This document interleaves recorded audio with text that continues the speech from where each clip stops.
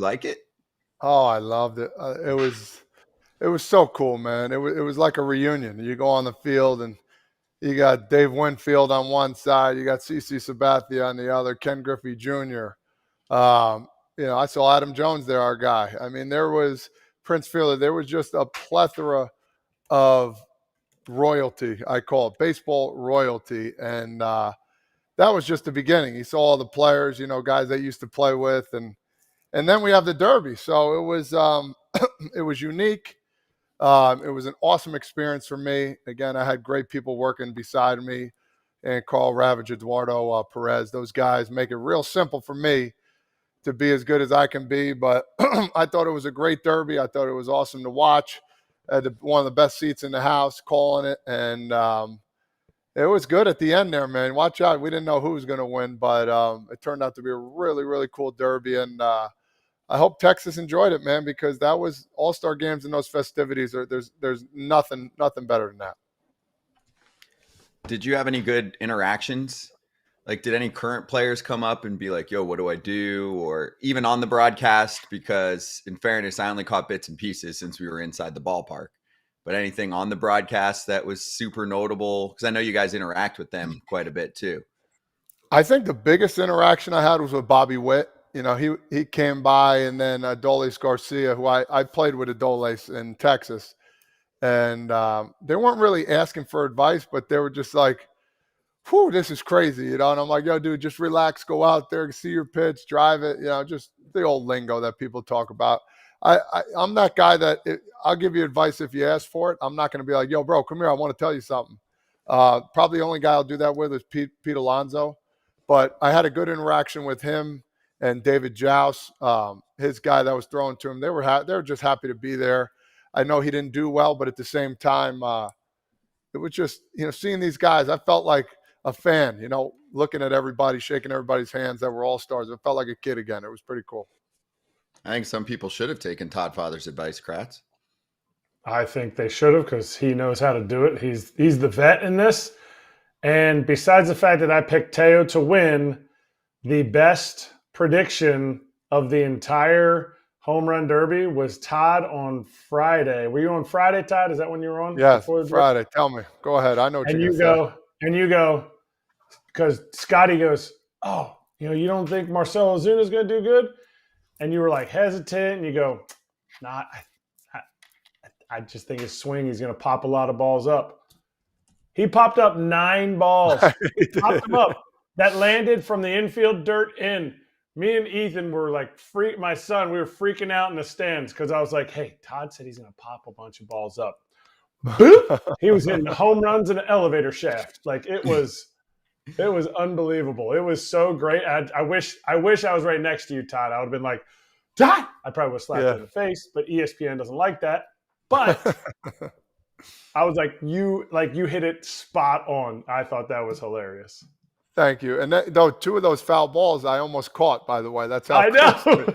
That's how close. Me and Eduardo were like pushing each other. Like, he's like, don't panic. We were laughing, man. But I also predicted that Jose Ramirez should bat lefty, and I thought that was the right move as well, even though he didn't win it. So I had a couple good predictions, even though I didn't, I don't win money for it, but, Even though you didn't win $1,200 like I won for the Teo. Sorry. Hey, sorry about it. Take me to lunch. Mm-hmm. Well, you crushed it, man. Obviously, rave reviews. It was awesome to have you on there. I know you saw a lot of good love on social media and all that. They did a great job out there in Texas. So let's turn the page. Second half time. Let's charge the mound, baby. Charging the mound. I want to set the scene a little bit. So I was reading an article in CBS yesterday, and they said, looking back at last year's trade deadline, you know which team had the second best record in the National League? And if you saw this already, then let me know. Who had the second best record in all of the NL at the trade deadline, according to this article? It was still hard for me to believe. Wait, when was this?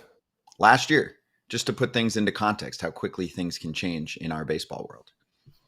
All right, you're going to guess first, Kratzy? Had the second best record. Well, the Braves had the best record.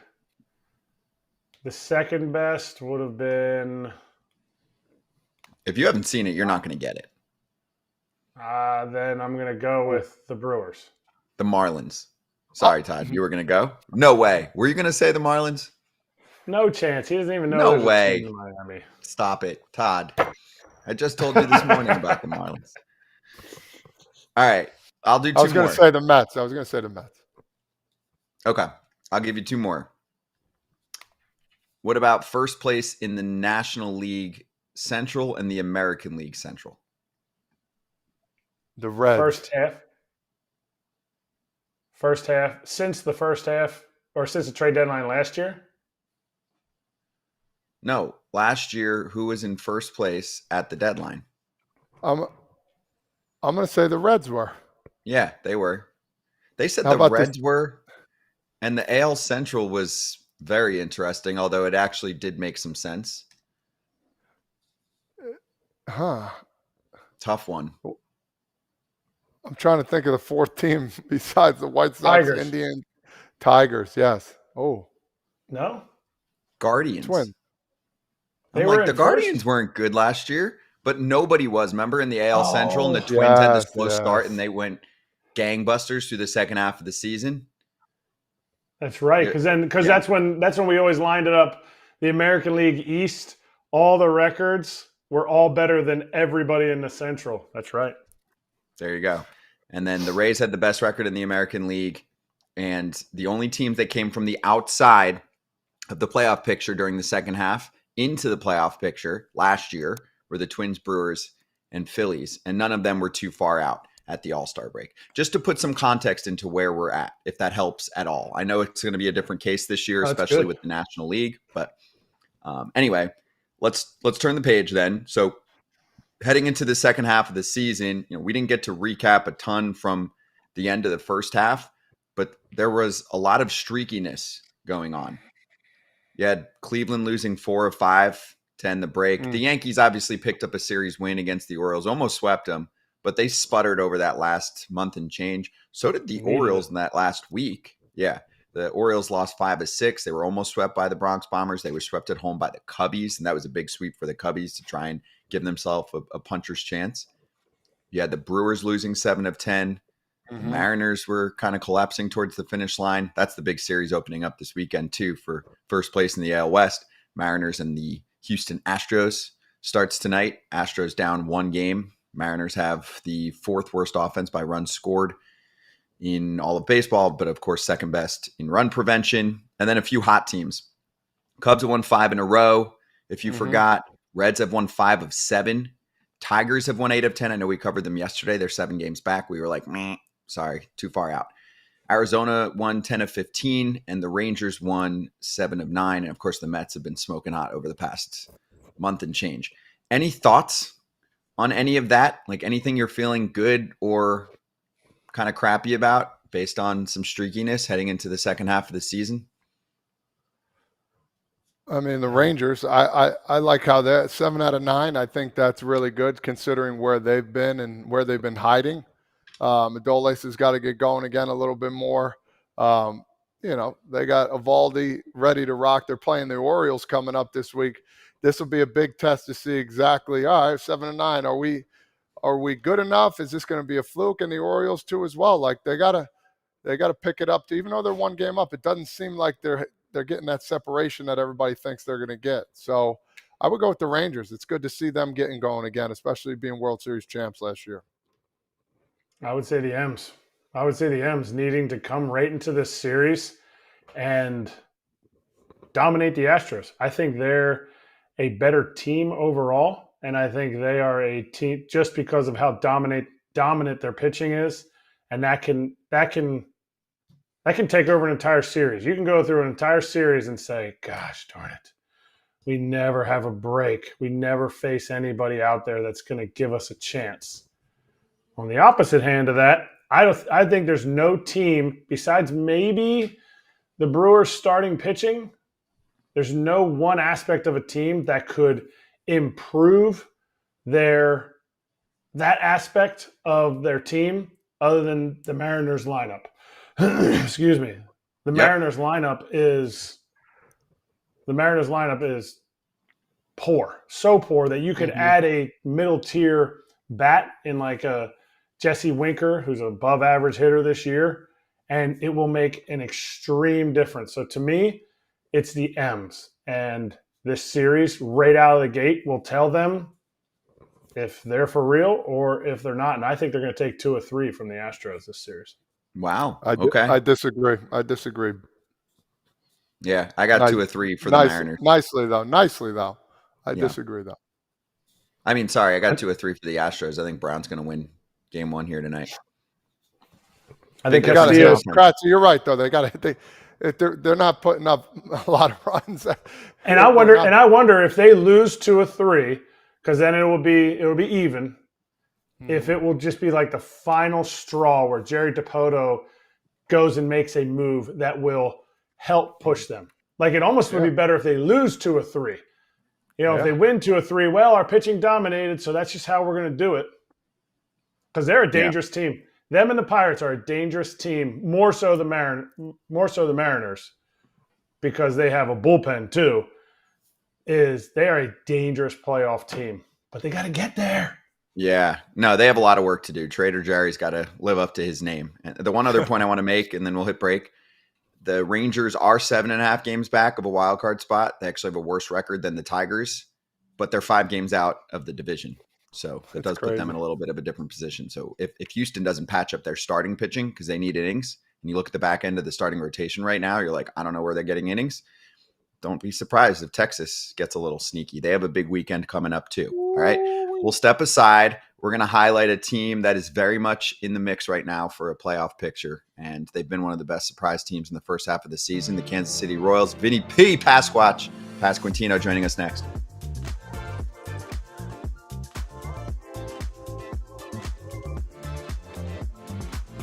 It ain't good. So I think the Tigers are almost definitely selling. I guess, Kratz, maybe they'll say now we'll wait a week and see if we win 7 in a row out of the break or something and suddenly claw our way back to a real spot. But what are they right now? I haven't checked yet. It's my guess is still 6-7 games away, maybe more. I was trying to pull it up, but I don't think I don't even know if they're that close. They're 12 out. 12 out of the division. Well, I don't care about the division. I mean, 7 out of the wild card, 7 out of the third wild card. Yeah, that's too much. It's too much. And they're behind 1, 2, 3 other teams. Rays, Astros, and Royals are ahead of them for the wild cards. It's not happening. 7's too much. It's not happening at this point. I mean, again, if they win 7 in a row, right? Because they probably won't make a deal this week. It'll probably be next week. We can have a different conversation. If they even have just an okay week where they win a game or 2 more than they lose, they're probably on their way to Cellar City. But I do think the Scooble talk is a little bit intense. Ken kind of cooled that off, but we'll see. I don't see how you get rid of the guy who's could win the Cy Young. I mean, who saw the American League Central as possibly having the MVP and the Cy Young in the American League Central. If Bobby Witt does what he's been doing, and Judgy slides a little bit. I mean, you have that potential, but for the Tigers, they just aren't. They're missing too many pieces, and Scooble's got to be that piece. They're not a 4 years away team. They're going to have to reload and go for it again next year, because this window that was supposed to be like the Manning, Dunning, Scooble, and Casey Mize, and then all their hitters, Riley Green, Torkelson. This was supposed to be their window. So they're going to have to reload, and they're going to have to do it again, and no better to reload than right now, my pick for the Cy Young if he continues to do what he's doing.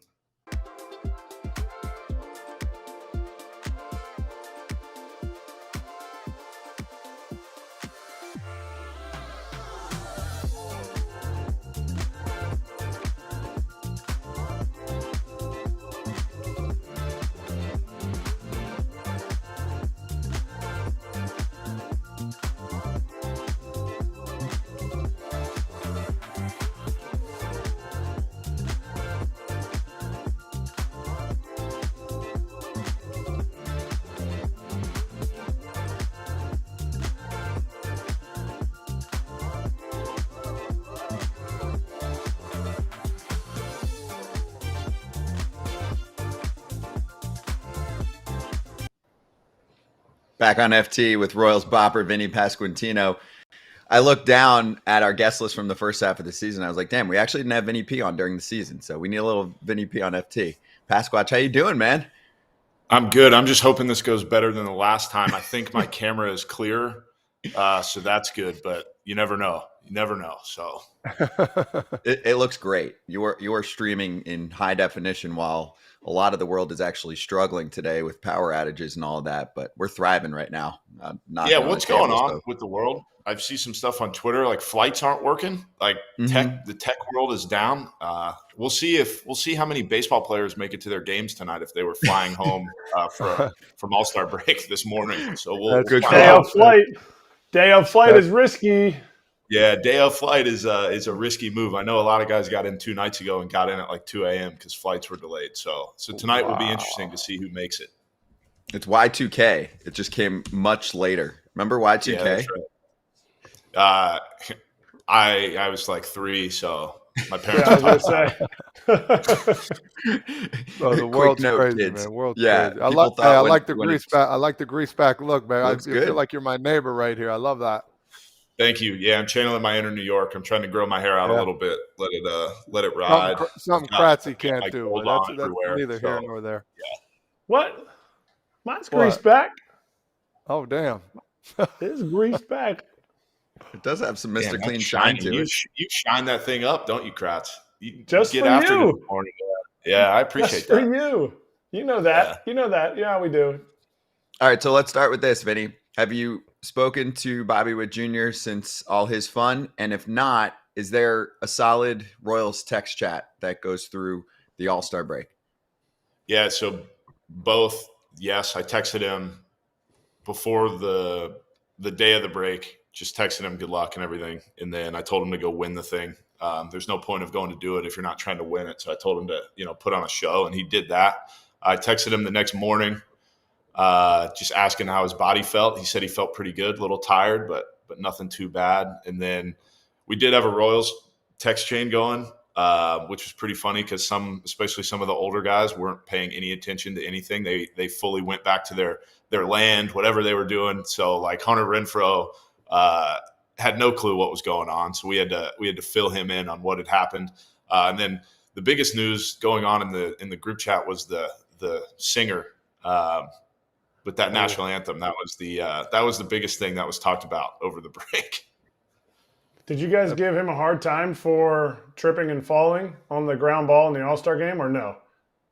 No, there's only a few things you can really give him a hard time for. So I'm sure he'll wear it a little bit today. But we were more upset that Cole Reagans didn't strike out anybody. We were really hoping he could get that under his belt. But 3 outs, that'll work too. We thought Harper clipped him in his first batter that he faced. Went to left center. Harper did what Bobby did in the home run derby, right in front of the fence. So, But we were pumped for our guys, seeing 4 of our guys, and then at one point, 3 of them were on the field at the same time. They all finished the game, so it was a pretty special moment for all of us to be able to see that. I need a follow-up on someone like Renfroe. So does he not have a TV or Wi-Fi or anything to keep up by any means? Like, you don't even need to watch the game or the derby. You can just check a phone for some updates. Was he just like, hey, I'm completely unplugging besides an occasional text? Yeah, according to him, he was on a boat the entire time. So, I think he texted about the home run derby 18 hours later, and everybody's like, yeah, we already know. Thank you for this information. So that was the best part about it, was he was texted all excited. And it's like, just scroll up a little bit on the text. We've already discussed these topics. So, but welcome back into the real world, Hunter. Incredible. All right, so first half of the season goes well for the ball club, or pretty well, right? Like, how would you grade and evaluate what you saw from this KC team in the first half of the season? Because, you've seen some downtimes, right? It's cool for the players like, if I'm going a little bit further back in time, Freddie Freeman, who went through some really crappy losing with the Braves and then went through a long winning run with them, obviously now with another team that wins a lot. But how has this been for you? Yeah, I think it depends on what perspective you're looking at it from. If you're looking at it from a perspective of a fan, it's great. We lost however many games we lost. I think, hopefully this homestand goes really good, but we should eclipse how many games we won last year this homestand. Hopefully, I think we need to win like 4 games or something like that to do that. So, from that end, it's really special. I think from a player's end, it's just, it's our mantra, but it's just day by day, right? Like we're happy with where we are, but we're not satisfied with what's gone on just yet. So we know that there's 65 games left. This is now where it becomes more of a sprint instead of the marathon, and I think we're ready for that.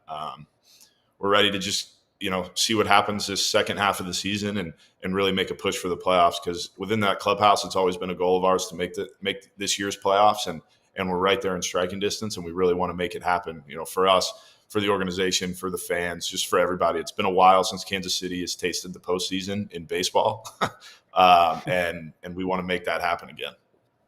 So you kind of hit on what I was going to ask you. Like, you guys are 2 games out of the wild card, and once you get as long as you guys have a chair in the playoffs, you're good. Chip in a chair and you're good. But do you also look ahead and say, okay, we're playing the White Sox, we're playing the Diamondbacks, we're playing the Cubs, and say, okay, we need to win a certain amount of these games? Like, is that discussed, or like you got 4 days off to think about a lot of stuff? I'm sure a lot of things go through your brain. Yeah, I think it's nothing that'll be discussed, but I'm sure it'll be thought about. I know I've thought about it, right? We've got a great opportunity in front of us to do some damage, especially with how good we've been at home this year. We've got 12 games at home. It's our last 3-team homestand. 3-team homestand. So this is a really good opportunity for us. I believe we're 7 games over 500 right now. You look at these next 12 games, and it's like, all right, you at least want to stay 7 games over. Obviously, it's baseball; anything can happen at any point. But these, especially the next 12, I think, is what we have before the deadline. They're big. Every game's big this time of year. We could put ourselves in a really good spot come the deadline, come August 1, and see what happens. And then, the next 2 months, we get on a roll. You never know what could happen. So we're really excited about it. I think we play Cleveland 2 more times, Minnesota 2 more times. I know we play Boston again, Houston again. We've got a really good opportunity to play the teams, especially that are around us. And it's a really exciting time right now. Why are you guys 31-18 at home? You said that about being so good at home. Is there something, like, do y'all have great apartments? Is there home cooking? Is the cook really slapping together some good pre-games? I think a little bit has to do with our style of baseball. And by our style of baseball, I do not mean my style of baseball or Salvy's style of baseball. I mean the style of the guys that can run and that can definitely make some things happen more on the base paths. Because of the park that we play in, there's so much room out there that, we're turning singles into doubles. Again, I'm not talking about myself, I'm talking about other guys on the team. But, Bobby hits the ball down the left field line. It's almost a guaranteed triple, which is a very strange thing to say, but I think we're able to just put pressure on teams, especially at our ballpark. I'm sure if you ask Twitter, that everybody thinks that we're cheating at home. I welcome you guys to come into our meetings, and you'll see that is not happening. We're just playing really good. We're just playing really good baseball at home. I think there's a little bit of the aspect to it of it's a good park to see in. I know we talked about that quite a bit. Like, we're all pretty comfortable at the K. We know what we've got there. So, I don't know if there's any rhyme or reason to it, but we really like being at home. Our fans are great. I've never seen the place so full, and I think that brings us a lot of energy. And there's just good vibes at the K. I don't know what it is. I don't know why we're winning so much at home. I hope it continues. There's still 65 games left, but yeah, hopefully that continues because it's a lot of fun. Well, I think one of the reasons why you're so good at home, you just released this new taco that just came out. I'm going to read this to you. Have you heard about this new taco that's been released? I saw it yesterday. It's an interesting one. Let me read it to you. Hot dog wrapped in cheeseburger quesadilla, topped with barbecue brisket, fries, lettuce, onions, sriracha, Cracker Jacks, and 816 sauce. Talk to me about a belly buster. What do you think about that one? Yeah, good luck to your stomach after eating that one. $25 for that big boy. What do you think? How many you take down? A couple? I don't even think I want to see that in person, if I'm being honest. Like, I just want to let that stay in the concourse. I hope they don't bring any of those down to the clubhouse, because if they do, I'm going to have to eat one, and I'd like to stay as far away from that as possible. I hope the fans really enjoy that. Did you guys see Colorado also came out with a meatball ice cream something? No, stop. No. Yeah, there's something. Yeah, it's like some ice cream with meatballs or something. No, The that's teams are it. getting I'm real done. creative with Done what they're with them. doing. If people We'll have buy to- it, you know, that's all that matters. It's all that That matters. sounds like Big Daddy, Kratz. Remember that line? Oh, in yeah. Big, he's like, it's like tuna fish. What is it? Tuna Peanut butter and gumballs. Yeah. Peanut butter and gumballs. That's what the Yeah. that's what the guy with the crazy eyes says. Yeah. He says like lamb and tuna fish salad. Oh no, he says spaghetti and tuna fish. It goes together like spaghetti and tuna fish. But hey, Vinny, hang on one sec now. They bring that down to the clubhouse. Let's say you're 0 for 8. They bring it down. I'm eating. Yeah, if that's what it takes, I'm taking that thing down. Now you have an adverse effect that night from the Sriracha Cracker Jacks, which I didn't even know they made Sriracha Cracker Jacks, but they do. And you get 4 knocks that night, but then post-game, you're not feeling good, okay? Do you eat it again the next day for 4 more knocks, but damage post-game? Yeah, 100%. Not even thinking twice about it. I'll wear that any day of the week for 4 hits. For how long? As long as it takes, to be honest. Probably the whole year. If that's what I got to go through. They're going to call him Babe Ruth if he keeps going like that. Or something, and just really work on that. And, yeah, if I could get 4 hits every night, there's a lot of things I would do for 4 hits every night. Agreed. Yeah, so, yeah, 100% I'm taking that deal every day of the week. We have the ice cream. You have the ice cream? Well, we have a photo of how disgusting it looks. I'm hoping those aren't real meatballs, and it's just looking like they're this. donuts. They got to be donuts. Oh, there you right? go. Munchkin, strawberry Munchkin. syrup, Right. vanilla ice cream. Okay. So I didn't read the Polar fine print on it. I just saw the picture. Oof, I feel better. My stomach just turned back around. I was about to never go to that stadium ever again. That's awful. Oof. All right, I got one for you, and then we're going to do a few quick hitters to finish. One serious one, though. Ken Rosenthal came out with a story along with, who was he on with? Someone that, covers, I guess, the Royals this morning, that Salvi agreed last year that he would waive his no-trade clause, and that they were talking to the Rangers a little bit and the Marlins. Obviously, you don't have insight on this, but more just curious about what life would look like for the Royals if they didn't have Salvi this year. I think it'd be a little less happy. I think that's one. We wouldn't be in we wouldn't be in such good moods all the time if he wasn't around. I think it would be a very strange clubhouse without him in it, because he's the face of the franchise, at least for the next few years. I know that we've got another player that's working on taking that claim, but I still give it to Salvi for now. It would be a very strange environment because he's kind of the glue of the team. If he wasn't around, we've obviously gone through a tough past few years, but the one positive thing about it was going through it with Salvi and him kind of teaching us how to get through things to eventually get to the point where we're at now. I don't know. That'd be very strange, but he wants to win, right? And there would be a reason that he would be willing to waive his no trade clause for a certain few teams, and that's because he'd want to go try to win. So if that is something that would have happened, everybody would have respected his decision, because you get those no trades for a reason, whether it's in your contract or in your 10-5 rights. So if that's something he felt like he wanted to do in the moment, everybody would have respected him for it, because, the guy wants to go win. Last year, we weren't in a position to win, especially at the deadline. And it would be very, very strange if he was not around. Yes, it definitely would be. These next questions brought to you by Baseballisms here. First one is, what is one random thing from your career that you have kept? Something a random thing from your career. Well, there was one thing I wanted to keep that they wouldn't allow me to. Is that okay if I talk about that? Yeah, go ahead. My only stolen base is in the Hall of Fame. because Bobby went like 30 or something as a rookie, and it was the 5th time a rookie had done it. And now that base is in the Hall of Fame. And a buddy of mine actually texted me a picture of that base the other day in Cooperstown. That's the only one that I really want. Like, I need that base. So Yes. when he breaks more records and stuff like that, I'm hoping they release that when they open their Bobby wing of the Hall of Fame. Maybe they'll get rid of that and I can take it because I really want that base, because I don't know if another one's coming. I'm working on it. I'm always talking to Q about it. Like, please, I'm ready to go. My legs feel good. I'm going to wear my pants up from now on because I think I look faster when I do it. So I'm hoping that he'll give me more green lights coming up. Then I won't need that base as much. But for now, that's what I want the most. Yep. That's incredible. That's incredible. Question number 2.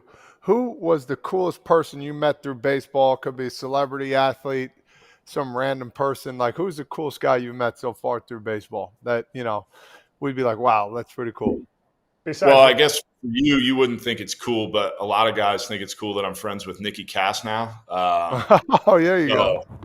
Yeah, so Nick Casano is probably the easiest answer for me there, just because but again, Todd, not cool for you because you're boys with him. So for you, it's just like, oh yeah, Nick, yeah, Nicky Bones, I call him. Yeah. All these Instagram people, it's pretty cool to be friends with them, I guess. Nice. Last question. That was a good answer, though. He's blowing up big time.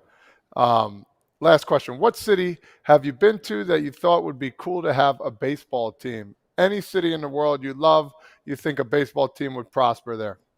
Well, I live in Nashville, so Nashville is my answer. I think, and I'm hoping it's coming, but I think that'd be a great city for it. I think they're ready for a baseball team. I know that the TV rights there was a problem for a while with Cincinnati, Atlanta, but yeah, Nashville is my answer. I'm really hoping they get a team. Yeah, that's a good one and an easy one. Okay, Kratz. And like half the league lives in Nashville, so I'm pretty sure everybody would be okay with that too. No. I mean, at least every team has like 3 or 4 guys that live in Tennessee. It's insane. True. No income tax? No income tax. There's a reason that a lot of people are there, yeah. Hey, let me ask you this to finish it off for me. What would be the mascot? What would be the nickname? The Nashville? I don't know. Probably Stars or something. I don't know. All right. I don't know. All right. Okay, I like that. Now, I'm going to go back to the food question because we're hungry.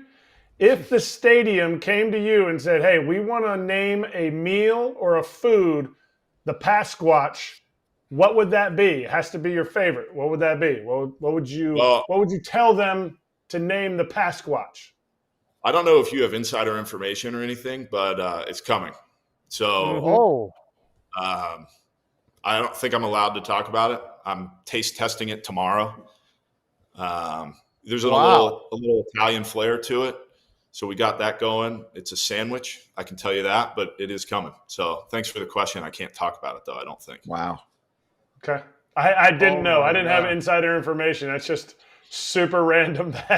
Yeah, I got asked about it a while ago, and then we talked about it, got some options together. And is it going to be called the Pasquatch? Yeah, I believe it's the Pasquatch sandwich. I believe that's what it's called. All right, now we're getting it. He was talking about meatballs this morning, so there might be some Italian. Yeah, there's some Italian to it. Okay. Yeah, when I had a bobblehead day, they had a Pasquatch Paloma, I think, as a drink option. So maybe we can just mix them together, make it a combo. Wow. So we'll combo see. meal. That's good. Can't wait to see it. Can't wait. All right. Well, that's a good little teaser. People are going to get all hyped up over the weekend, and hopefully we'll hear about it soon. But, dude, have an awesome second half. Great catching up. We'll catch you at some point down the road here, okay? Yeah, sounds good. Good to talk, guys. Appreciate it. Yeah, you too. And the Wi-Fi was crystal clear. Vinnie P with us on FT on Valley Sports Marquee, the whole deal. Be right back.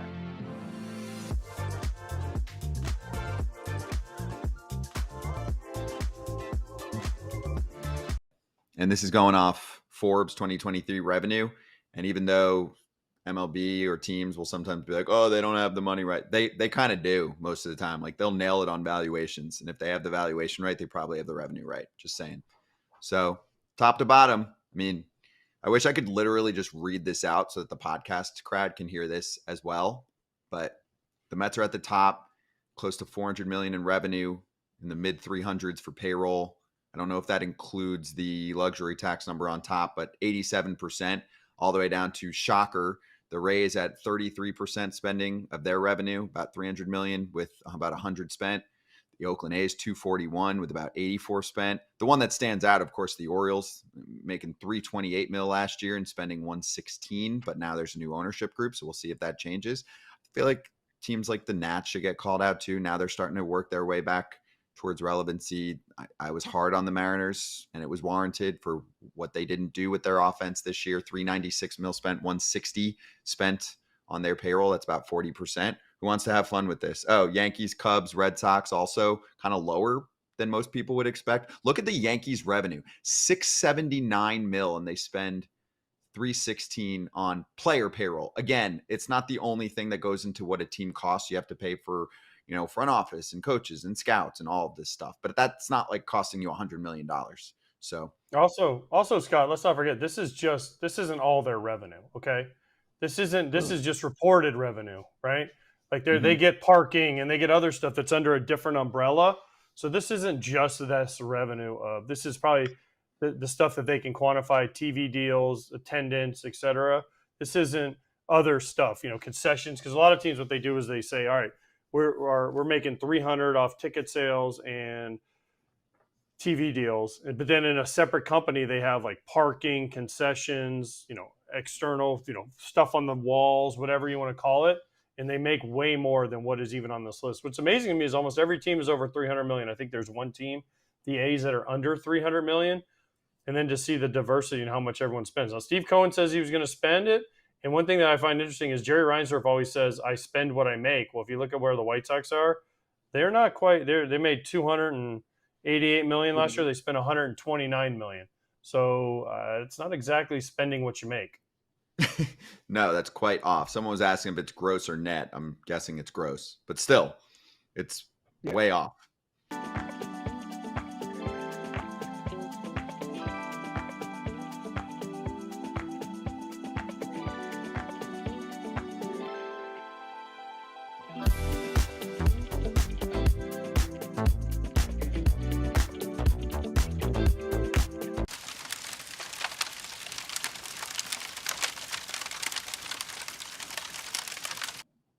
Should have made a little cha-ching sign. A top corner, though.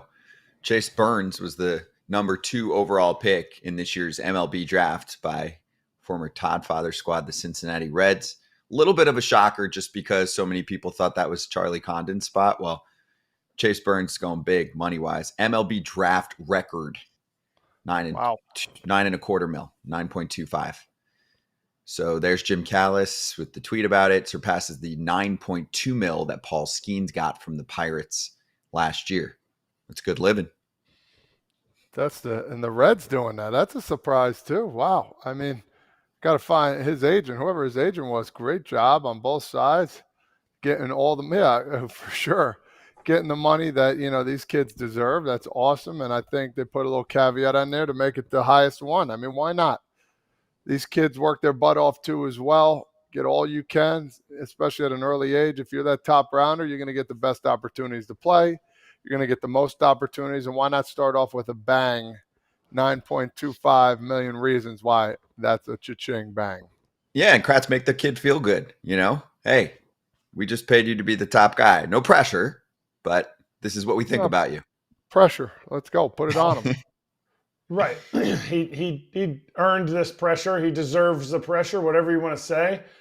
But the 9.25, in my opinion, and talking to one of the guys that got drafted in the first round this year, it was already discussed. And the guy you brought up, Charlie Condon, I'm excited to see what he signs for, because I assume he said, no, I wouldn't sign for only 9.25, because this is pretty much all just negotiated pre-draft. Like, would you sign for slot? Would you sign for under slot? You want over slot? We'll pass. So I'm really interested to see what Charlie Condon signs for. Yeah, same here. That's the number 3 pick to the Colorado Rockies. We had a ton of draft coverage, by the way, if you want to go back on our YouTube channel and subscribe, please. And also on Baseball America's YouTube channel, which we partner up for all the content with them. with JJ Cooper, Carlos Collazo, and the whole deal, all the talented people over there. Okay, next up on that topic, prospects. Jacob Wilson, son of Jack, the former big leaguer, is now a big leaguer with the Oakland A's. Very interesting stat line. Our friend Mike Petriello said he was curious to see what this looks like in the majors, because he said these are some of the wildest AAA stats he's ever seen, and this dude looks at every stat, Petriello. So he's got a 3% strikeout rate. I know it's a small sample, 90 plate appearances, but an 8% walk rate. He was at a 398 batting average in AAA. The exit velocity is quite low. This dude is not hitting for significant pop. He did play in some hitter-friendly ballparks, but the kind of comps you're getting are supreme contact, right? You're looking at the contact guys like Quan, Arise. Madrigal's kind of the floor. You're hoping you get something more along the first two that I said. Let's get more from Jeff Ponce from Baseball America on Jacob Wilson and what he thinks. Yeah, I think it's one of the best hit tools that we've seen over the last couple of years. Really in the traditional sense, when we're talking about pure bat to ball ability, right? We're not bringing an approach and walk rates and all that sort of stuff. We'll get into that in a minute. This guy does not swing and miss. His overall contact rate is in the low 90s. His zone contact rate is 96%, 97%, somewhere thereabouts. There's not a ton of power, but this is a pure hitter. A guy that's going to put the ball in play. He does have some speed. Not a burner, but enough to sort of take that extra base here and there. Really, really strong defender at shortstop. I think an upgrade and a guy that could potentially be their shortstop for a long, long time. In a lot of ways, when I look at Jacob Wilson, he's a bigger guy. He's 6'3". He's not all that small. I think he's kind of what people hope Nick Madrigal could be, but there's actual physical projection with Jacob Wilson. Boom. There you go. And much more on that show, Hot Sheet, Tuesdays, 3:00 Eastern time. I'm on with JJ Cooper. Jeff Ponce is often on the show. There's already a full-fledged clip if you go to the Baseball America YouTube channel after our show and you want to learn more about Jacob Wilson. There's about a good 10 minutes on what he brings to the table. Kratz, did you play against Jack? I played with Jack. In Pittsburgh. Jack. Nice. Yep. Had spring training with him. So, yeah, I mean, if he gets his dad's genes as far as being able to pick it, that's freaking awesome because that guy could absolutely pick it. To be able to hit like this in the big leagues, everyone's going to say, oh, Luis Arraez. Luis Arraez from the left side is different than anybody from the right side. If he is Nick Madrigal, which a lot of his numbers line up, I know physically he's taller, he's skinnier, he could end up running a little bit more, but he's hitting .435 in the minor leagues. His numbers are it was AA and AAA. I know AAA was like 390, but .435 in the minor leagues. You have to get called up. He's getting a hit every 2 out of every 5 at-bats. It's incredible. But it will be interesting because there's very few guys that do this and get a shot in the big leagues. You have to have some type of power, but he pushed his way to the front, and no better place to get an opportunity than in Oakland.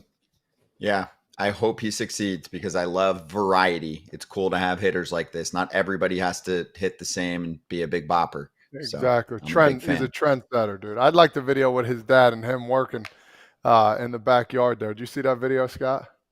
Mm-hmm. That was cool, man. He still got it. I'd do that with my son right now. I'd be out of commission for a month. Terrible. Jackson Chafe. How old do we think Jack Wilson is? 46.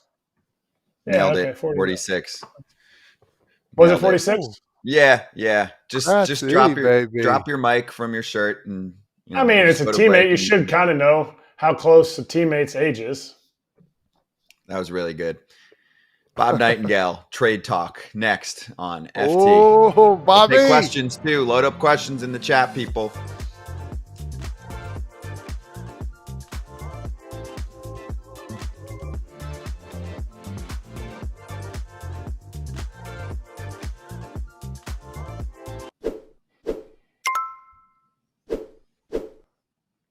Time to hit Babbel for a minute. The activity tracker in the Babbel app helps you stay on top of a daily streak. So keep that thing going on a day-by-day basis. 10 to 15 minutes is all it takes to learn a new language. There's an Explore Everyday Conversation section, which we put down as something that we're most interested in, which is great. So there's a podcast actually that you can listen to immerse yourself in the language. So whatever you're trying to do, whatever you're trying to learn language-wise, you don't need to necessarily go to the country, although after you learn the language, it'd be nice. But Babbel is all it takes. It is the modern way to learn a new language. Necesito practicar español, pero no practicar, no más bueno.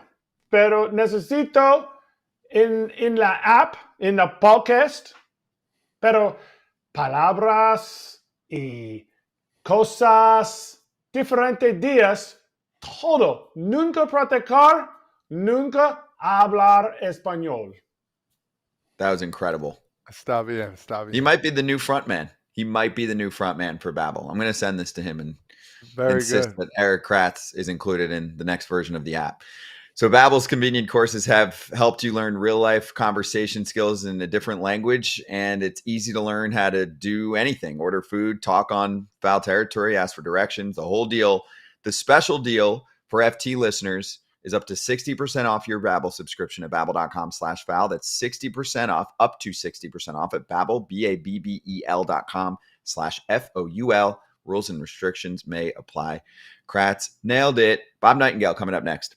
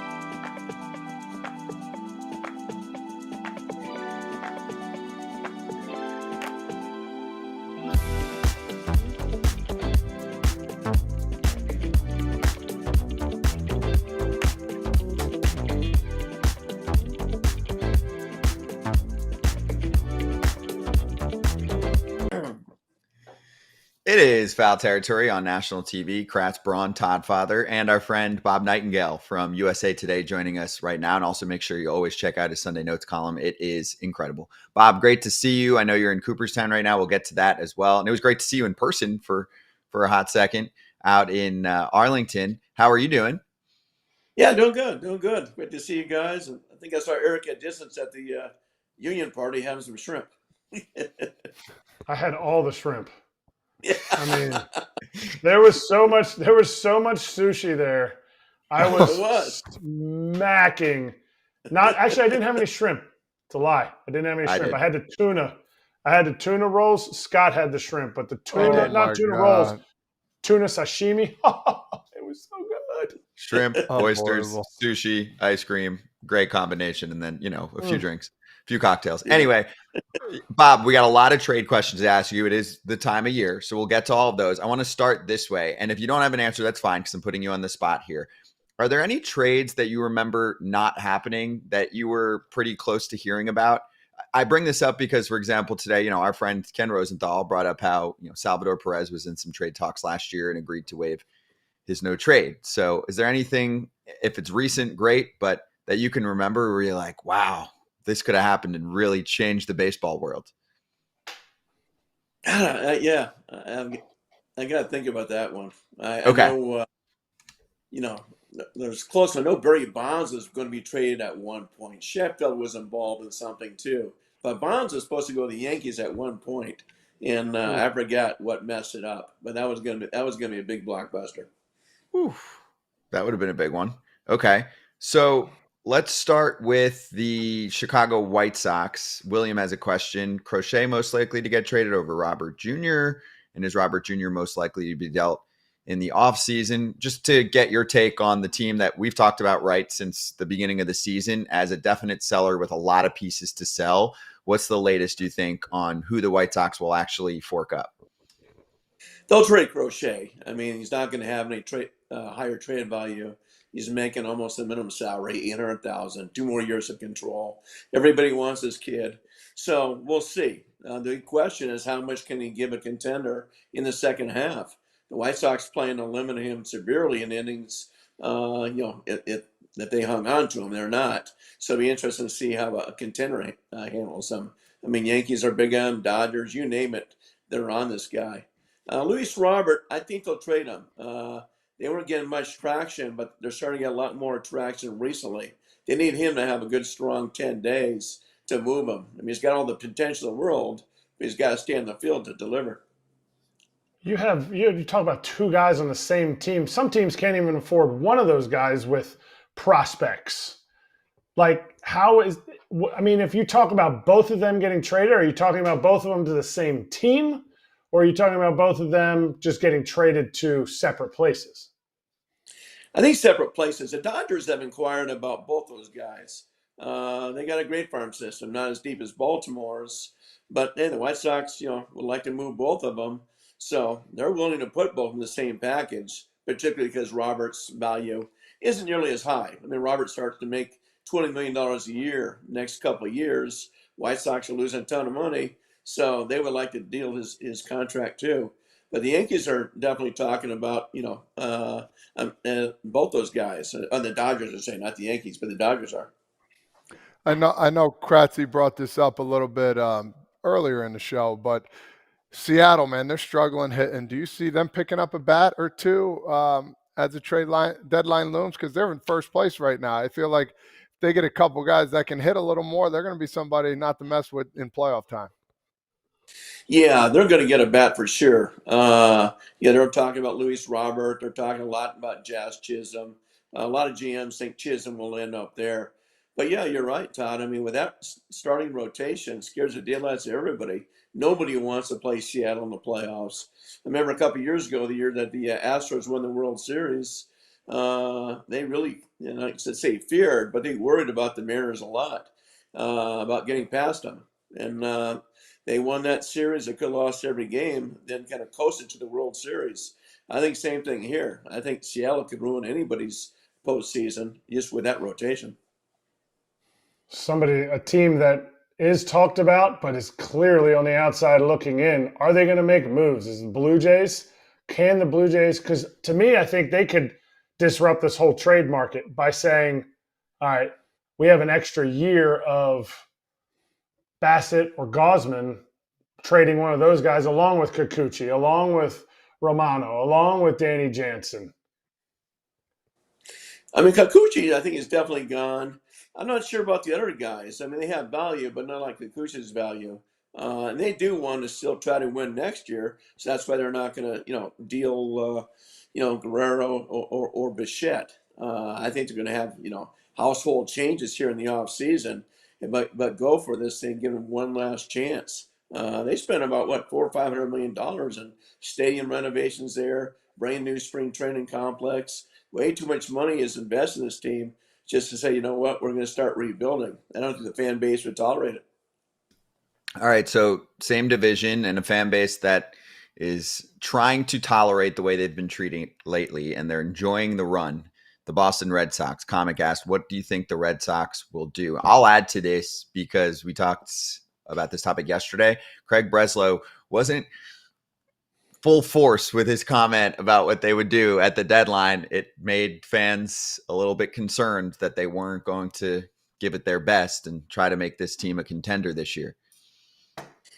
I think they'll go get their starter for sure. I don't think they're going to surrender. The fan base would go ballistic, and they surrender. Zero chance of Alex Cora coming back if they do that. I think they'll get, try to get a guy like if he's available, a Jameson Taillon from the Cubs, or certainly Erik Fetty's available from the Chicago White Sox. But I think they're going to get some reinforcements here. They got a tough schedule here coming out of the break. I think 7 games are against the Yankees, Dodgers, and Seattle. But no, I see them doing something and trying to get in. And they're one of the biggest surprises in baseball right now. Hey, Bob, I feel like there's been a mix of thoughts from insiders on Tarek Skubal. Trey asked how available do you think he really is? What have you been hearing about him? It's one thing for a team to say they're going to listen on a player. There are many teams that will listen on essentially any player and say, thanks for the intel, but no. What do you think is the percentage chance that Tarek Skubal actually gets moved? Because I think that it could be getting a little overhyped if the Tigers are trying to compete next year.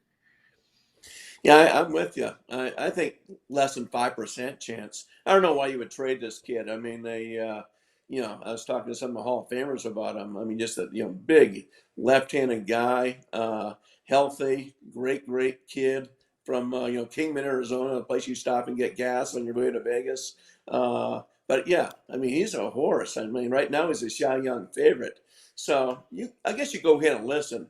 Remember when Kevin Towers was the GM of the Padres? He told teams, hey, make offers for Tony Gwynn, make offers for Trevor Hoffman. It doesn't hurt to listen. So I think they just have to be completely blown away to deal this guy. I certainly wouldn't. And then Steven in the chat asking about, hold on, I got one more on the Tigers, Jack Flaherty. So that one seems like a guarantee as long as he is healthy, correct? Yeah, they'll move him, making $14 million. So hey, with the price tag, it's certainly a seller's market. They'll get a decent return for Flaherty. But yeah, he'll be gone. You talk about being creative, like saying, hey, I'll listen to anybody. Are there any moves out there right now that you're seeing kind of come to fruition where two teams will be trading two high salary guys instead of the whole quintessential high salary guy that we want to dump this other team wants for prospects, like a Nick Castellanos for another team's starter, or a starter and adding that in where it's big leaguer to big leaguer and the fits just mean more to the team, like Nick Castellanos to the Mariners. Yeah, I mean, if the Phillies really need pitching, I could see that. But no, I think the only team that could do that would be the Mariners, because they have so much pitching. They could trade away a proven major league starter if they get a proven bat in return. So that's the only contender I could see doing that. Otherwise, I don't think anybody has enough depth at that position. I mean, the Phillies, would do that, I think, to get a starter. But they already have 4 top starters. So, right. But I think the Mariners, they're desperate to do anything to get some offensive help. They get offensive help. They're scary as anybody. Bob, on the topic of the pitching, Armand asking if the Mets would trade one of their starters like a Quintana, Minaya, Severino for a bullpen arm, asking if you think they have enough depth to make a trade like that. I mean, in most cases, you'd be like, what? I mean, if you're trying to make the playoffs, why would you trade a starter in that world, especially for a reliever? I guess the only case that can be made is, I have heard, the Mets have done a lot of work to try and build up their farm system. Do they want to shed away from that in a year where the team is good but not amazing? Yeah, I think that I think it was just straightly up to David Stearns. He would love to sell. He would love to trade Pete Alonso and the starters you're talking about and really build that farm system up. But they can't. They're too close. The Mets fan base would go ballistic. I don't think Steve Cohen would allow it either. So I could see one of those guys, Quintana or Minaya, being moved and still stay in the hunt. But I think they'd really have to have a bad 10-game stretch here for the Mets just to give up and say, okay, we're going to unload everybody. Even though I think secretly that's what they like. That's what they want, because realistically, yeah, you can get in the playoffs, but are you really going to get past Philadelphia or Atlanta or the Dodgers? Yeah, I can see it. So I've got one more on the trade conversation. It's more buy, sell. So a few names of teams have been thrown out there from our fans. I'll pick 2. The Cubs and the Diamondbacks. What do you think those 2 teams will be interested in doing over the next couple of weeks? And obviously, how much does the next couple of weeks play into that? I'll try and put this in a vacuum. Let's say both of those teams play a drop over 500 over the next 2 weeks. Like what? Let's say there's 12-ish games for them and they go, 7-5. I think both will, stay pat or make slight improvements. The Diamondbacks are going to stay pat. They like to get another reliever, but they're not going to trade anybody. Hey, everybody in the world would love to have Christian Walker. I still think he might be the most underrated player in the game. He's an unbelievable first baseman. Should win his third Gold Glove this year. But I think they think they have a chance to do what they did a year ago, particularly having Gallen just come back. You're going to have Montgomery back, Eduardo Rodriguez, Merrill Kelly. In the Cubs, I think they're sitting the fence. I think this is a big weekend. They play the Diamondbacks this weekend for, I think, 4 games. But I think that will, do the course. If they think they don't have a realistic chance to make the playoffs, then I think you're definitely going to see Tyon be traded. All right, let's go into your world a little bit here. Not a specific team. How many calls and texts, now that the All-Star game's over and it's now till the trade deadline, do you get per day? And how many of them are you making, and how many of them are people reaching out for information or giving you information during this time? Yeah, a lot of times it's me, dozens, me reaching out, and they'll ask for information in return. It's almost a trade-off. Okay, what have you heard? What's our competition doing? And it's really starting to pick up kind of today, because I think after the draft, the GMs wanted a couple of days off. Now they're going, full flurry here for the next 10 days. But a lot of the GMs are saying they've never seen a trade deadline where there's so many teams that are uncertain in what to do. These next 10 days are going to decide a lot of teams' fate, whether, okay, we're going to buy, we're going to sell, or, let's just stay pat. I think what the Diamondbacks did last year by having that run gives everybody hope they can do the same thing themselves. I got a question off topic here. I was looking at your midseason awards, which is pretty cool. I like how you put that out there. The only one I'm really not excited, I think you could have changed, NL MVP. You have Bryce Harper. Did you forget about Shohei Ohtani at all, or you just think he's had a better year? I didn't forget about him. I mean, no DH has ever won MVP. And I think before Mookie Betts got hurt, Mookie Betts is MVP of that team. So Mookie Betts comes back in early August and does what he's doing before. I'd probably put Mookie ahead of Shohei. Nothing at Shohei, but just a hitter only. And I think what Bryce Harper means to the Phillies is everything. I don't think they're in first place without him. Are the Dodgers in first place without Ohtani? They may still be.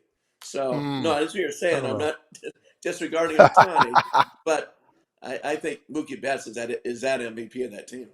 I agree. I agree before they go on. Like, I picked him to be the MVP this year. If he didn't get hurt, I was looking pretty darn good. I agree with you. I wanted to see what your taste was on that. That's all. No problem. But the whole no DHs have ever won it. No DHs have ever done what he's doing. Like I get it, he's not on the other side of the ball, but how many DHs had 20 bags at the break? Like I feel like his value, while it is only hitting or it is only on the offensive side, his value is through the roof with his base running too. So that has to be added in when you think about what he's bringing to that team. No, true. And, he does have protection. Guys are in base. I'll throw off the argument that, Marcell Ozuna may mean more to Atlanta than Ohtani does at Dodgers. That team has struggled offensively except for Ozuna. I think those guys are dead without him. And his numbers aren't that much different, take away stolen bases, aren't much different than Ohtani's. Hey, Bob, let's finish with this. You're in Cooperstown.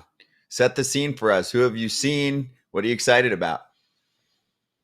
One of the first guys I saw yesterday was Scott Rowland, who got inducted last year. He's having some dinner with the family and some wine. He's never looked more relaxed because he was a nervous wreck last year.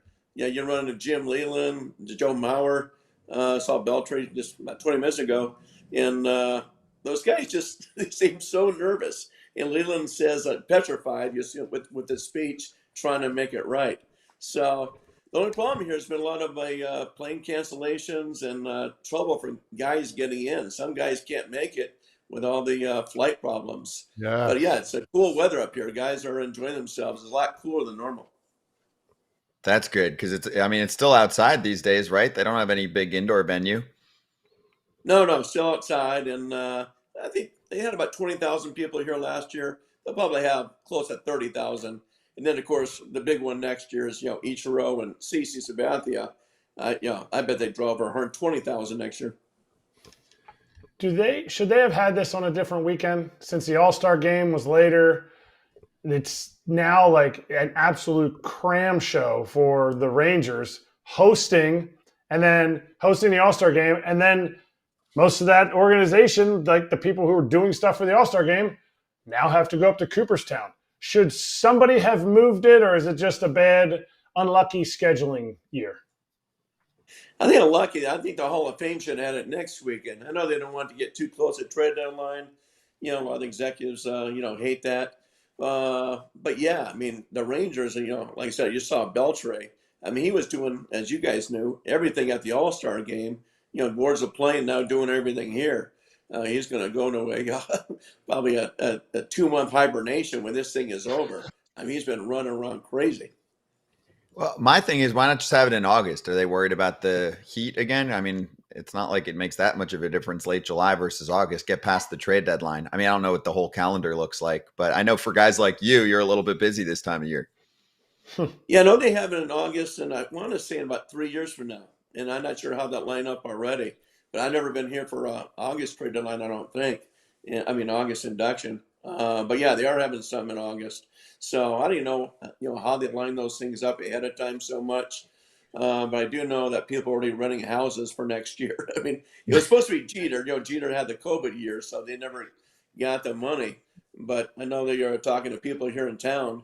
They've already built 2 new Japanese restaurants just preparing for next year. Wow. 2 new restaurants. Yeah, they want to make the money. You got to be at an Airbnb or something. Look at that nice wall back. Do you live there? I mean, nice spot you got there. Yellow walls, everything. And the frame. Yeah, this guy's house is right behind. You guys have all been in Doubleday Field, right behind center field fence. And so you get the same house. You can walk anywhere. So yeah, nice. It's one of those. It's a guy's place. 6 bedrooms, 1 bathroom. Wow, and you're there by yourself. I love it. Good job. Goes to each room. Guys coming in. Nice, awesome. Well, Bob, enjoy it. Thank you so much for joining us. Obviously, we're excited for this time of year, and we'll catch you again closer to trade deadline season. All right, my pleasure. Take care, guys. Good talking. Thank you. Bob Nightengale, USA Today. We'll post some of these clips, of course, with his Twitter account, and please read his Sunday Notes column. It is incredible.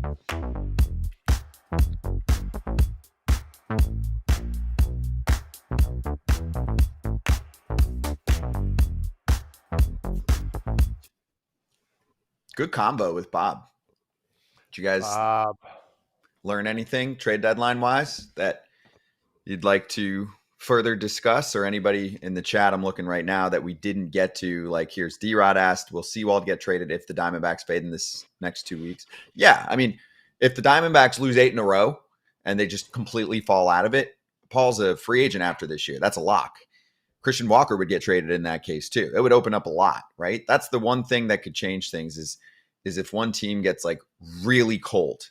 Because in the National League, I think you have so many teams bunched up that if a team really falls apart right now, you do quickly look up and you'll be 8 games back, right? There's too many teams in the same position that you will fall severely back. This isn't a division race. This is a wild card race for many of these teams. The West is wrapped up. The East is wrapped up in the National League. The Central obviously is a little bit closer, but still, this is a ton of teams in a fight for essentially 2 spots, because really 1 spot's going to be taken up by Atlanta. I don't see them crumbling in the second half of the season.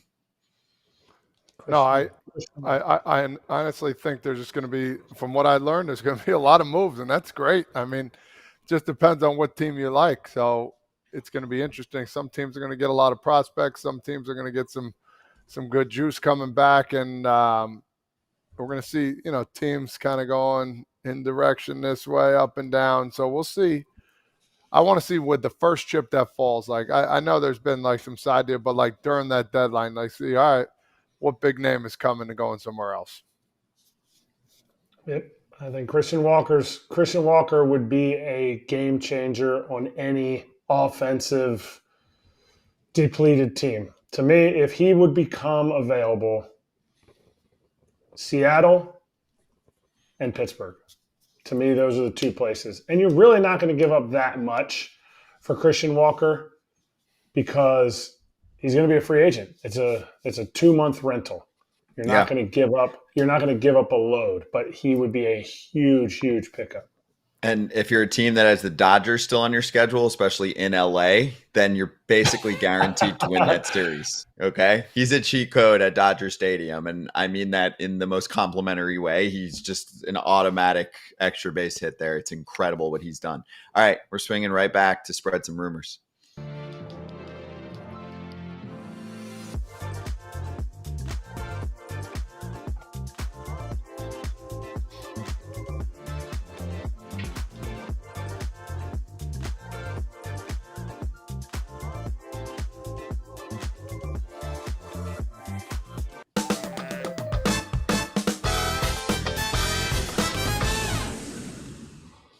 Tis the season to spread rumors, so let's do it. And also welcome back. It's Toddfather, Braun, and Kratz. If you're listening on the podcast platform, leave us a little rating and a review and say what's up. Also, if you have guest requests for us, especially this time of year, let us know on the reviews. That's the best way to do it.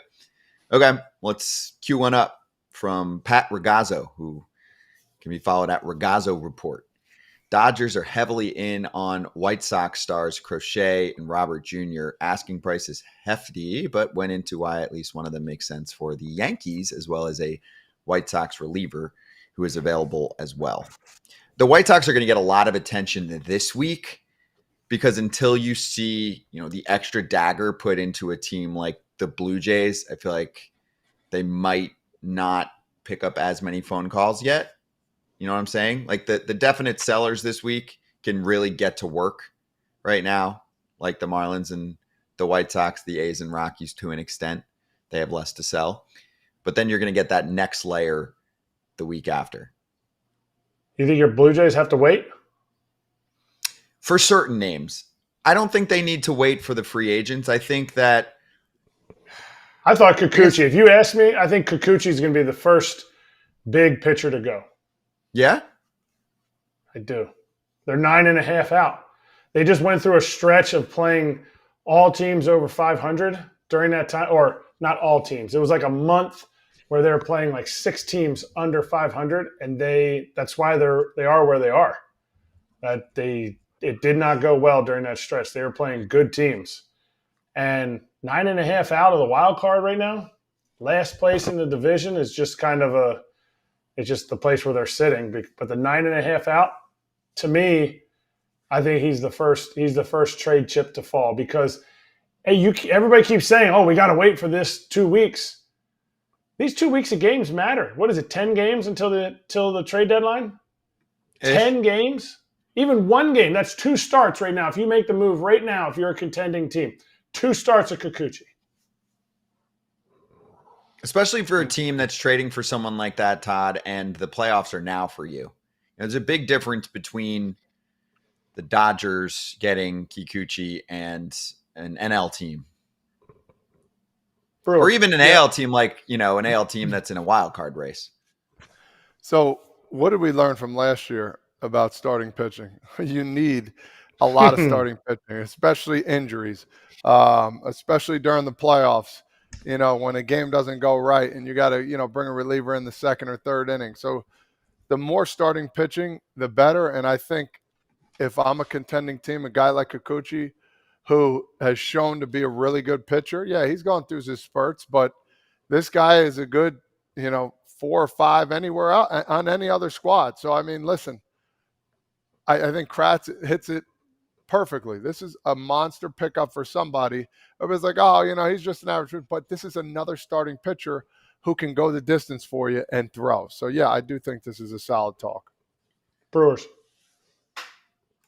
It's a good one. Brewers. It's a 1 year. It's a rental. You're not giving up the farm for them. The trade I always look back on is the Cole Reagans trade last year. People are so afraid of getting rid of Cole Reagans for Aroldis Chapman. The Royals were advantageous. They moved early. They got their guy who's an older pitcher, ended up trading an all-star for a rental. That is rare. You get all-stars like Joey Ortiz for Corbin Burns in the offseason. DL Hall is a good pitcher that they also got back from that trade. The Brewers getting Kikuchi, you might give up, I don't know, you might give up a number 7 prospect you might give up a number 15 and 18 in the Orioles system. Like you're not getting huge hauls for a guy like Kikuchi, but he will give you his innings. And lastly, what do you think about the Dodgers? A lot of fans wondering what they'll do, and that's how we kind of kicked off this segment. This is their injury list right now for starters. Glasnow, although we saw him and he's fine. He'll be back soon. Yamamoto, who's on the 60-day, so I don't think he can return until, I want to say, somewhere in mid-August. Kershaw, Buehler, who's still figuring out the mechanics. May is now out for the season. If you missed that, torn esophagus during the All-Star break. Tony Gonsolin. Obviously, Ohtani's a pitcher. He's not pitching this year. So it's just a long list of starting pitchers that are not there right now. And there are definitely some big arms. Also, not to mention Bobby Miller got demoted to work on his stuff. He was great for them last year. So what do you think the Dodgers do? Because to me, yeah, they can always add a reliever, but your clear-cut needs are some innings out of your rotation. And they got to fix the bottom of the lineup. Before I even get on that, let's talk about when they're all healthy, what type of rotation that team is going to have. Oh, my God. Sorry. That's going to be absolutely incredible. I think they do need a big starter. I think they need somebody to come back in there and ride that wave until some of those guys get healthy again. So we'll see exactly I know they're going to do something. Dodgers always do something. So we'll see exactly what they're going to do. I'm going to say Dodgers get Crochet. I'm going to say they understand the dynamic of innings and what he can and can't do. They understand how to be able to have him ready for the postseason. And to me, I don't think they go after Robert. I don't think they go after Luis Robert. I think they push for, maybe like a Tommy Pham type in the bullpen. I mean, in the outfield, and probably a bullpen piece. But I think Crochet is that guy, because then you have a Yamamoto, Glasnow, Crochet as your top 3, and they need a 3-banger at the top to get this World Series that they built this team for. Yep. All right, let's do this. We're going to take a quick break and focus in on some really big news from yesterday, as the Rays are pretty close to getting everything signed, sealed, and delivered to get their ballpark built right next to the current basement in St. Petersburg. Colleen Wright from the Tampa Bay Times joining us next.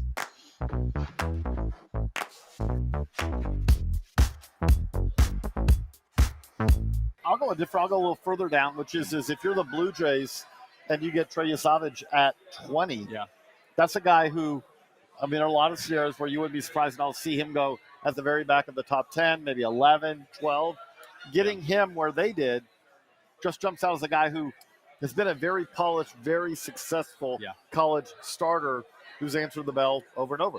Yeah, we were getting some rumblings that Trey Savage might slide a little bit further than expected leading up to the draft. I imagine most of those are medical questions. I'm not sure if it has to do with the partially collapsed lung he dealt with, or if it's like back or elbow concerns. Not exactly sure what that is. But I do think that, if you're picking there at 20, you get Trey Savage, the consensus number 3 college pitcher on the board. He was the 4th pitcher to go off. I think you've got to be thrilled there with the talent. I think, like the report says here, one of the most polished pitchers in the class, 3 pitches all above average or better, great command. I think of all the pitchers in this first round, he has some of the best command you'll see in this class. It's a high probability starter and a high probability big leaguer for me. At 20, I think that's great value. The Giants. Yeah. I loved what they did, because this is a team that didn't have a whole lot of picks, especially at the top, but they figured out a way to kind of make that really work. They did. And I'll look at them and say, okay, if you're going to be creative about this, you get James Tibbs. Okay, great. But then to get Dakota Jordan at 116, in the which 4th round, disregard what I just said. I said you can't float a college bat down the board? Yeah, They floated a college bat down the board. seems There's like no they way did. that Dakota Jordan is the 116th best player in this class. Yeah, no way. We ranked him 35 overall, thought he could be maybe back in the first round. Definitely expected him on day one. I believe entering day two, he was at the very top of our best available board. And typically at the top of that board, when it's college players, they're going to go at some point. So, yeah, I agree. It is a very top-heavy class. When you only pick in the first round or the fourth round, the fact that you're able to get two players that we view as top 40 talents, I think is good. I also think it's just interesting that Dakota Jordan and James Tibbs have such drastically different profiles. Tibbs is this pure hitter, not a lot of defensive value and athleticism, and Dakota Jordan has monster power, huge question marks, great athlete. So Best it's a fun speed draft. maybe in the class. I think so, yeah.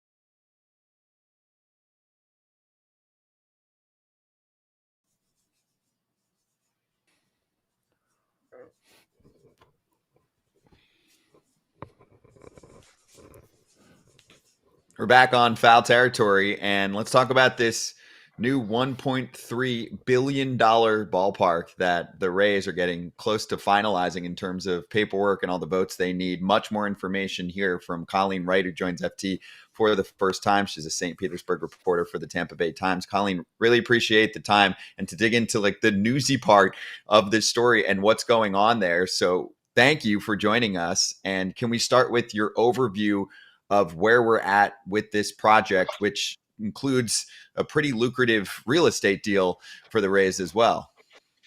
Yeah, thank you so much for having me. So yes, yesterday basically cleared the tallest hurdle for a new Rays stadium. It's projected to cost about $1.37 billion. And you mentioned real estate deal. There's going to be pretty much what equates to a small city around it, 65 acres, that is going to be called the historic gas plant. It's not a done deal. There still needs to be a vote from the Pinellas County Commission to fund about $312 million, but that's a much simpler decision. That's all they're voting on. Yesterday, there were like 6 different items, from a dozen binding agreements to the bonds that the city has to take out to pay for its own share, community benefits, promises about jobs and using minority and small-owned businesses, a donation toward the first purpose-built African-American museum, meaning it would be the first museum built for the purpose of being an African-American, first building built for the purpose of being an African-American museum. So there was a lot more writing on this, and the project overall is expected to pass with the commission just because it's less to decide on. So yesterday was a pretty big, clear, and very real sign that this will likely happen. This is expected to pass July 30th. That's the next expected vote. Why did this happen now? I mean, it was still, I think if I read your article right, it was 5-3 was the vote. So it essentially just passed by 1. Why did this happen now? Who pushed this past the line, or who pushed it to sway the other way where it hadn't been working before? Yeah, that's a great question. So yes, you're right. If it had been a 4-4, it would have been a failed vote. It fails on a tie, would not have happened. You ask why now? The vote had been delayed just a little bit due to certain contracts. Certain things weren't working out. They actually even made a change on the dais yesterday to kind of put a little bit more teeth into some of the like environmental and sustainability resilience standards. But still not enough, according to the local Suncoast Sierra Club here. But I think the big, to answer your question, it's not so much on the votes, but it's about the plan and proposal now. And I think it's a confluence of a lot of things. We have a mayor, it's taken 6 mayors to get to this point, and this mayor is the one to put together a vision that had the Rays on board, that involves like a global development partner in Hines, which is the Rays partner on the deal. And just the timing of St. Petersburg. St. Petersburg is a very different city than it was in 2007 when the Rays began their quest to find a new stadium. So I think it's the timing, it's the people involved, it's maybe even running out of time for the Rays to do anything. The contract here in St. Petersburg was up in 2027. So we're 3 years away from that. And I think it just all came together, and at least 5 people thought that, it's better maybe than the alternative, which is the Rays walking away. And frankly, 86 acres of asphalt just sitting there, not generating any taxes, not contributing anything as it is today. So I think everybody acknowledges this is a deal that's not perfect, but at least palatable enough. Colleen, so you mentioned the 5. What about the 3?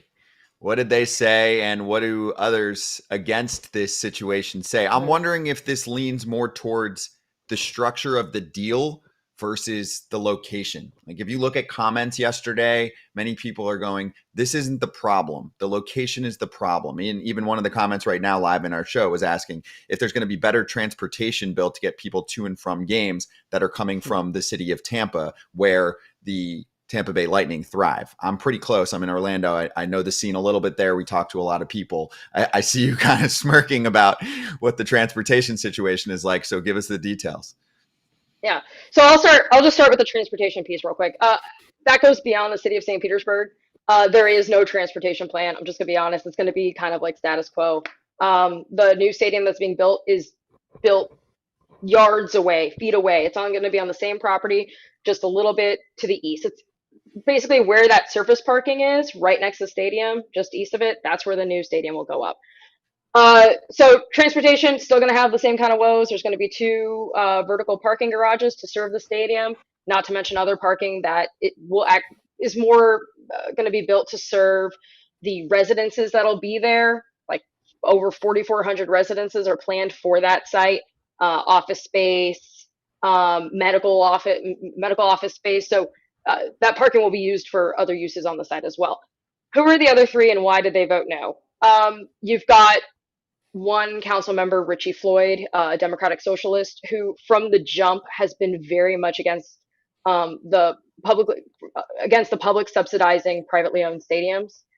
He did not attend the Here to Stay press conference that you might remember back in September, when the Rays and the city of St. Petersburg and Pinellas County said that they had a tentative deal in place. He did not attend that event. He points to academic research that shows that there's never a good return on those kinds of public investments. He's against the idea of corporate welfare, that kind of deal. But also, it's not just that. They think that some of the contract language is very weak. It doesn't actually lock in affordable housing. There's a lot of ways to get out of building affordable housing, including coming to the city, state, or federal government for more subsidy to help pay for that housing. And that housing might not get built if those subsidies aren't approved. So there's that.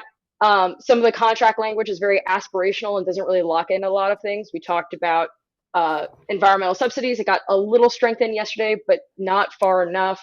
A big part of this deal is really the real estate part of it.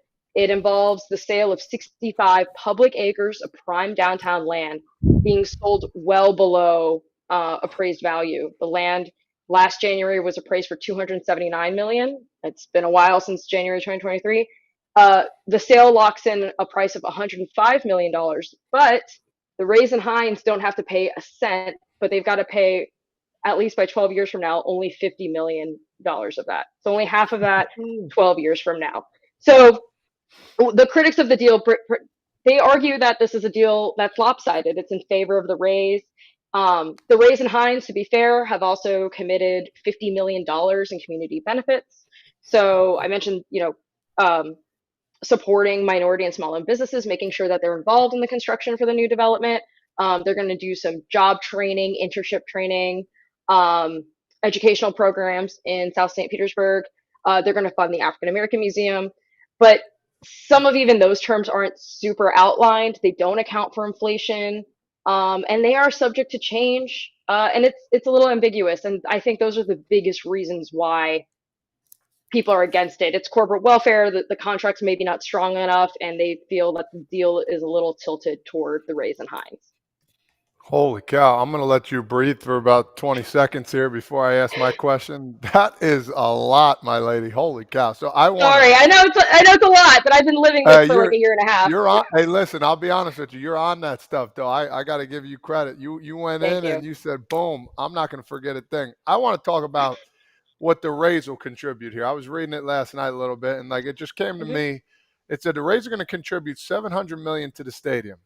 Holy, it's just a monster number to me. They're responsible for cost overruns in the stadium, infrastructure for the historic gas plant district. They get to keep the revenue from tickets, concessions, broadcasting, and naming rights. Is that going to be a monster number for them? Do you see them making a lot just on those 4 things alone? Yeah, I don't see why not. I mean, they just got a huge stadium and redevelopment deal. I mean, people bring up like, well, Stu Sternberg, the owner of the Rays, can turn around and sell the team and the deal with it. And some of that language in the contract was actually cleaned up. But of course, that can happen. He says he won't. But who knows? And yeah, it's a lot of things, right? That the city is not going to be getting. Broadcasting rights. They've got a great broadcasting deal, naming rights for the stadium, whatever they decide to name it. Tickets, yeah, concessions, all of that stays with the Rays. But the Rays are just responsible, if the stadium is 1.3 million, 700 million is the larger half of that. And yeah, insurance, as we all know, not cheap in Florida. Insurance, maintenance costs, repairs, that's all going to be on the Rays. Where right now, I believe the city contributes some of that. But still, yeah, they're gonna keep a lot of money. I think they're gonna come out okay. This is perfect because Todd kind of leewayed my long question in. Yesterday we looked at teams' revenue currently and the amount they're spending on payroll. And they're at the lowest in the league at 33.2%. About the revenue was around 300 million, and they spent about 100 million. Does the city of St. Pete or the congressmen and women that vote on this look at that and say, do we really want to go into business? Because essentially the city is continuing business with a team that has proven to not put the money that they make back into a team. Why would they, with all you said about contracts, how it's kind of ambiguous, I'm kind of here, we're not there, why do they want to go into business with somebody that has already done the same thing? Do they think that they're going to be different in the sense that like, oh, well, we'll get something out of this and it's not just for the Rays? All great points. A lot of critics of the deal have brought up exactly what you said. It's a $1 billion franchise. They could pay for it all on their own if they want. Some of their cash flow, like a 20-year cash flow, was required as part of the process to become a developer for the project. It wasn't automatically on the Rays. There was a selection process. The Rays and Hines competed with 3 other proposals. That analysis is actually not open to the public. It's actually considered a trade secret under Florida law. I know that doesn't really make sense considering there's public money going toward this, but that's what it is. And I'm sorry, you said you're talking about if they could do it, but why would they want to do it? Has this come up with the city council? I think the city council looked at it as, they think that baseball is a big part of the city's history. St. Petersburg kind of got put on the map because of spring training. They pride themselves on being a major league baseball city, and they see the Rays as a really good corporate partner. The Rays had at least 87 letters of support from local nonprofits and businesses saying that, hey, the Rays have been there to contribute to our charities, to contribute to kids. They bolster our business community, that they're a very good corporate partner, and we don't want that corporate partner to leave the area. There was always this risk of what would happen if the Rays leave. Now, of course, some critics say St. Petersburg's they're going to be just fine. We're a booming city. Our property values are going through the roof. That's the reason why the city thinks that they can afford leveraging future property values with pretty aggressive, they're saying that property values are going to go up 7% every year, and that's what it's going to take to pay for this. So some people say we're going to be okay even without the Rays. But other people look at this and be like, hey, we need something to change on that site. We like the Rays and the stadium as like an anchor to this site. We're talking about 86 acres overall. So some people say, it's not a perfect contract. It's good. It does something about what are we going to do with this huge swath of land in the middle of downtown. But it was a huge investment. The decision that was made yesterday definitely carries some weight, and the city's never going to be the same. Is there anything in the contract about calling them the St. Pete Rays. Because if you were really like embedded in this city, you didn't go to Tampa like the Tampa Lightning did. Why can't St. Pete be the St. Pete Rays? Yeah, this was a big discussion back in December. And it was actually a former mayor, Rick Baker, who brought this up, saying, hey, if the city is going to pony up and commit about $700 million through 2055, it should be named after us. And it kicked off this whole debate. And the Rays basically said it was a non-starter. The current mayor of St. Petersburg, the architect of this deal, Mayor Ken Welch, was like, we're not really, he didn't see him on board. There were some council members who wanted to explore it, but at the end of the day, that proposal basically got watered down to basically get the Rays to tell their broadcasters, hey, we don't play in Tampa, we play in the city of St. Petersburg, to use the St. Petersburg name. I believe the only thing that's in the contract when it comes to naming rights is that the stadium can't be named something that isn't in St. Petersburg. Like, it can't be like Orlando Health, which is now the hospital in St. Pete. It can't have another city's name in there, but there will be nothing called St. Petersburg Rays. That was kind of an idea that was more or less faring, I think it's fair to say, dead on arrival. Quick one from a fan wondering what happens to the Trop. Are they just going to blow it up at some point? Great question. Yeah, that's exactly it. So the Rays will stay in the Trop until the new stadium right next door is built, and will be ready for opening day 2028. Once they move into the new stadium, the city, that's part of what the city's contributing towards. They'll pay for it. It'll be demolished, and then that will be built out as part of the redevelopment that will be known as the historic gas plant district. Okay, so last one from my end is just trying to dig deeper into how attendance will boom for this team. I know, Erik tried to bring up the payroll situation. That is one way to make a team better. It's not the only way, and the Rays have proven you can have a somewhat consistent winner by being a low budget team. But there is a star factor to keeping players and for people, kind of growing up watching the same players for a decent amount of time and not just always, flipping them away after 3 or 4 years. It's just what the business of the Rays has been like, even though you can make a pretty good case that they're making a lot of money. So has there been talks? I know, politicians don't really know baseball. So have there been talks about what can actually bring more people into seats? I'm pretty sure it's going to be a smaller ballpark. That's good. Surrounding people and residences around it, that's good too. But will that get them from half of a ballpark to a full ballpark worth of fans, or at least close to that, during a regular season? Because if not, it's still going to be looked at nationally as a failure. Yeah. I mean, I think you answered your own question, which is true, but you're right. Will more people come? That's a crystal ball question. Apparently, supposedly the Rays have projections of estimates, and kind of this attitude of like, if you build it, they will come. Has this come up among politicians and the decision makers in this deal? No. I know that it's all up in my mentions about it. People make that comment all the time. Nobody goes to games. Why would we invest? But really, I'm telling you, I've sat through all of these meetings. It's never really come up as a major issue. And the way to justify it is you mentioned building residences, entertainment, retail all around it so that people come. They're not just coming for a baseball game. They're coming for a whole day. They get there early. They have a drink. They have a meal, or they stay after and hang out. It's supposed to be a year-long attraction. The venue's supposed to be open 365 days a year. There's going to be, I believe, like a brewery. They have plans for like a brewery inside that you can go to and like see the field, whether there's a game or not.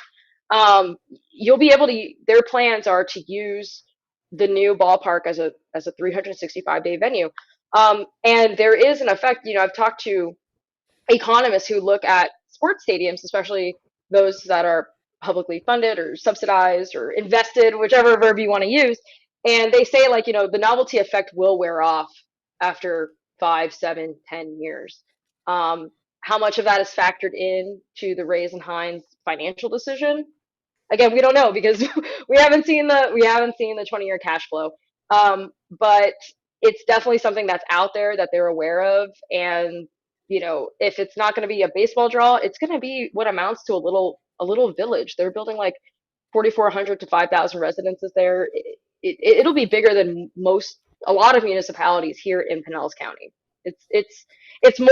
I know baseball is kind of like the overarching theme here, but really they're building like a little city next to it. Oh, Kratz, I thought you had one more. I think we did it. No, it's too long. I'll keep you too long, Colleen, just because I'm afraid they're building a city that's going to go abandoned if the Rays leave town, or if they're not going to leave town. It's a 30-year deal. No, I get it. But I don't want to ask Colleen's opinion because she's given so many facts. Mm-hmm. But I want to, and I want to say... Just tell us what it is at this point. We have a minute. Just tell us what it is, and then Colleen can just say, no. I don't know, or I'm not answering. I've got all day. Yes or no, so. Will this work?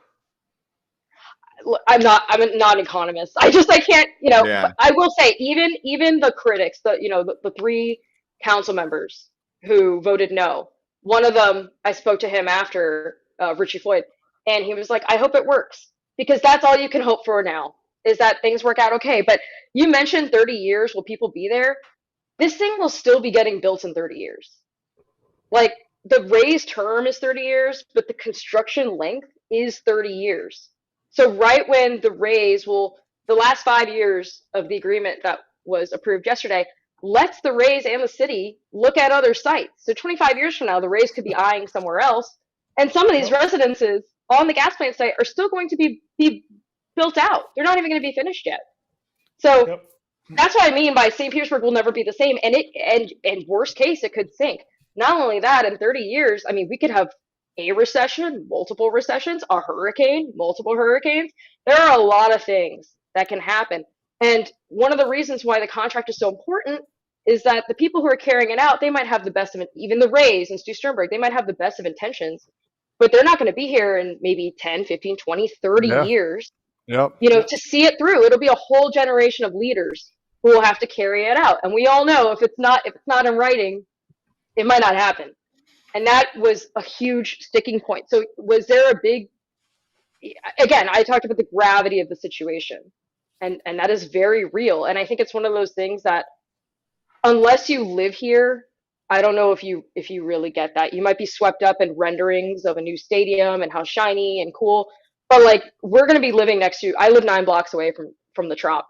We're going to be living next to a construction site for 30 years. And will it work or not remains to be seen. I think we all hope it does.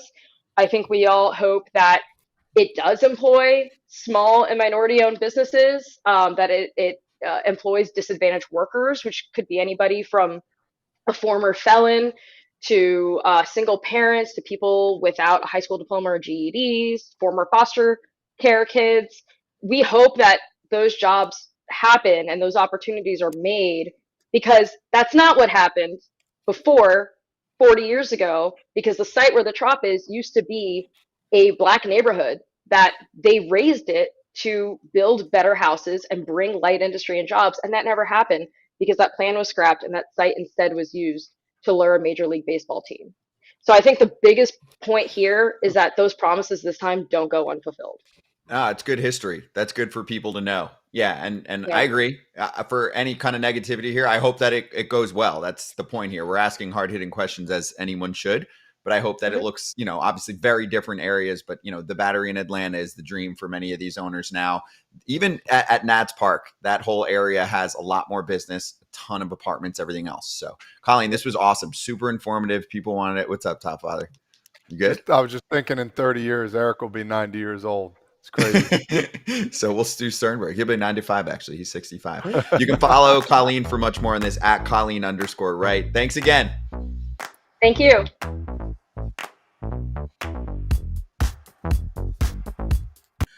This is kind of more for fans, like speaking to fans, for them to kind of understand, what it takes coming back from major surgery, let alone somebody like Walker coming back from, his second Tommy John. The process isn't linear. What do you kind of tell fans, like, give people some grace in these moments where he's, he's trying to figure it out and trying to figure himself out? How do you speak to that? Honestly, thank God we're not robots and we're still human. Everybody is different in their own way, shape, or form. I had aspirations to come back last year. I pushed as hard as I could, but at a certain point in time, you have to do what your body allows you to Buehler is going to be good for years to come. Just like other guys who are going through some injuries right now are going to be good for in the next few weeks, months, years. The problem that people run into is we get these medical timetables that tell us, oh, he'll be back 12 to 14 weeks or 8 to 10 weeks. And if we're not the exact perfect version of when we left before we got hurt, they're starting to wonder, well, were they dedicated? Did they do it right? Was the surgery botched? Was this? There's so many things that people try to understand, but the biggest thing to know is that the body is unique in itself, and we have plenty of people around us doing the best they can to get us right. The worst thing that we can do as athletes is to come back too soon and force an issue, and now something else gets hurt, and you're looking at an even longer, if not a career-ending issue. Something I ran into last year, for instance, was I tried pushing it, and then all of a sudden my forearm started getting, sore and achy. So I'm like, hey, it's not a time to push right now. It might be better to just have that full time window of recovery and then some through the off season. And I've reaped the benefits, and I'm hoping the Dodgers have reaped the benefits as well. I think a lot of people don't really understand that. Even me, I get to be harsh at this team. I both cover the team as a reporter and as a fan, and it's sometimes it's hard to differentiate. Try to do my best to echo to people. You guys are humans. They're humans too.